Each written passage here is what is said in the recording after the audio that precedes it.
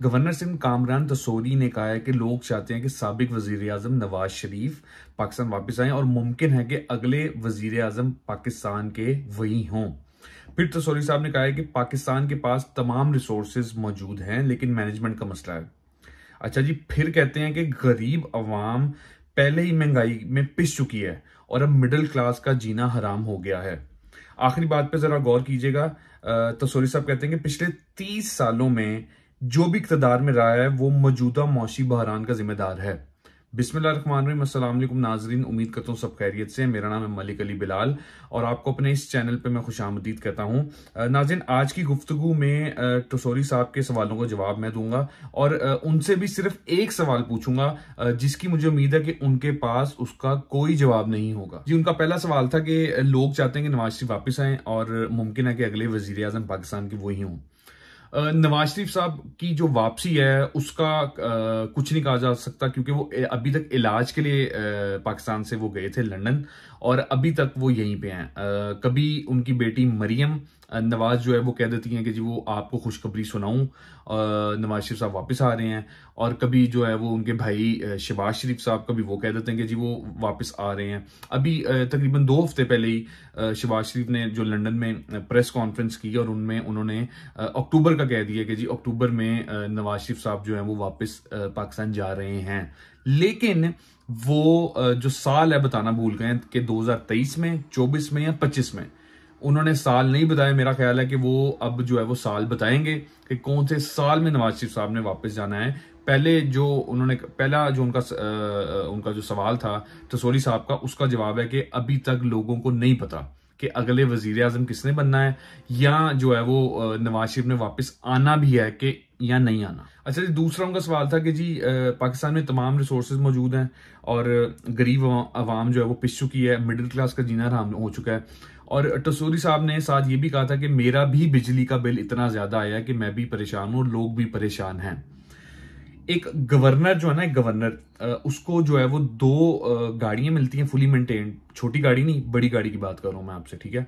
और फी एक गाड़ी का उनको 600 लीटर पेट्रोल मिलता है, ठीक है।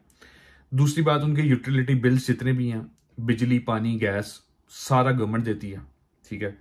इवन के जो उनका जो पेट्रोल डलता है जनरेटर्स में, उसके पैसे भी गवर्नमेंट देती है, ठीक हो गया। तीसरी चीज, उनके बच्चों की 75% फी जो है वो गवर्नमेंट देती है, ठीक है।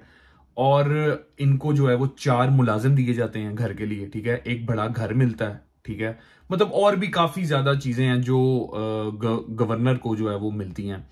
तसोरी साहब का अपना बिजनेस भी है गोल्ड का, ठीक है, जो इंटरनेशनल बिजनेस है, जिसके ऑनर खुद हैं और इनका काफी अच्छा बिजनेस है वो।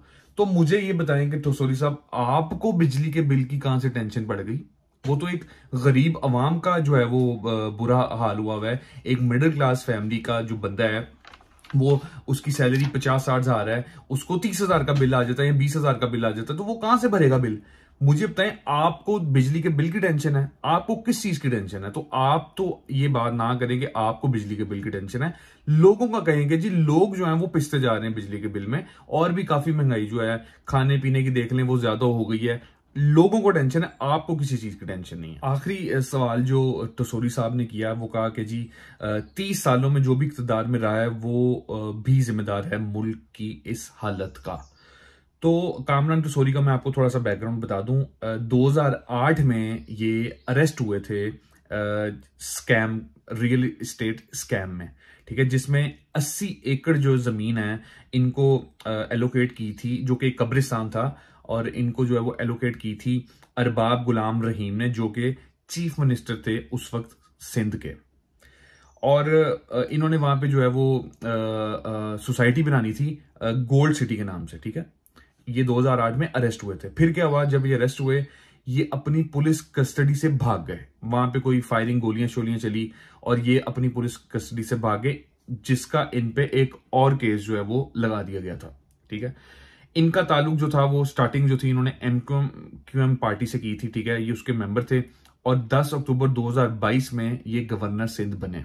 मतलब ये कह रहे हैं, इन्होंने कहा था कि 30 सालों में जो भी इक्तदार में आया है वो इस पाकिस्तान के इस जो बुरा हाल हुआ पाकिस्तान का, उसके जिम्मेदार है मतलब कि ये अपने आप को भी कह रहे हैं बीच में, क्योंकि 30 सालों में तो ये भी बीच में, 2022 में तो ये गवर्नर आए हैं सिंध के, तो ये अपना नाम भी बीच में लेना कि मैं भी आया था 22 अक्टूबर 2022 में मैं गवर्नर सिंध बना हूं, तो मैं भी इसमें शामिल हूं पाकिस्तान के, क्योंकि ये देखे ना ये गवर्नर है, गवर्नर एक छोटी चीज थोड़ी ना, गवर्नर एक बहुत बड़ी चीज है। और इवन इनके काफी पॉलिटिशियंस के साथ इनके अच्छे ताल्लुकात हैं। इवन ये नवाज शरीफ साहब से लंदन में जो है वो मिलने आए थे, ठीक है।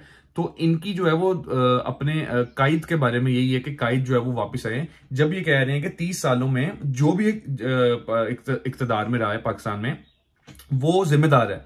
तो 30 सालों में तो इनके कायद भी रहे हैं, नवाज शरीफ साहब भी रहे हैं, शहबाज शरीफ साहब भी रहे हैं, ठीक है। और बाकी जो मतलब रहा है, मतलब इवन इमरान खान भी रहा है, तो इन्होंने सबको ही बीच में कह दिया कि जी 30 सालों में जो रहा है वो सारे ही कसूरवार हैं। एक तरफ ये बात कर रहे हैं, दूसरी तरफ ये कह रहे हैं कि जी मुमकिन है नवाज शरीफ साहब जो है वो वजीर आजम पाकिस्तान बने हैं जो इलेक्शन होते हैं। तो इन सारे सवालों का मैंने आपको जवाब दे दिया और मैंने इनका भी बता दिया। अब मेरा जो तसोरी साहब से सवाल ये है कि कामरान तसोरी साहब, मेरा आपसे ये सवाल है कि क्या नवाज शरीफ को बनना चाहिए अगला वजीर आजम पाकिस्तान का, जबकि आप कह रहे हैं कि 30 सालों में जो भी इक़्तिदार में आया है उसने पाकिस्तान का बुरा हाल कर दिया।